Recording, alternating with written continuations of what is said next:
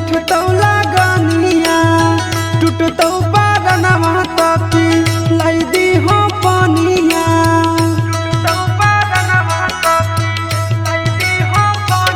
एगे अइलौ लगनवा जानू बैठतौ लगनिया टूटतौ बारनवा तपी लाई दी हो पानिया तले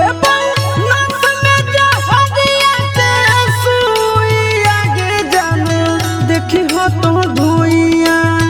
लहर पानी भरई तो कुइया में जानू देखी हो तो धुइया लहर पानी भरई तो कुइया में जानू देखी हो तो धुइया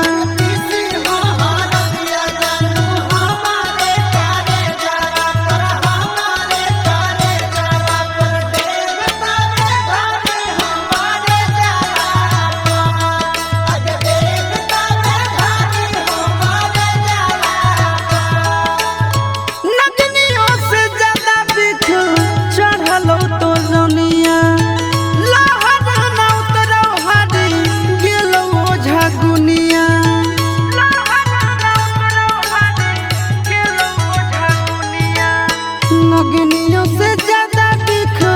चढ़ल तो रनिया लहर न उतरौ हरी गेलो झगुनिया कि मोरा धरल रहबौ हम भुइया में जानू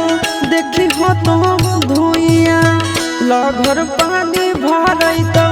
कुइया में जानू देखी हो तो धुइया लहर पानी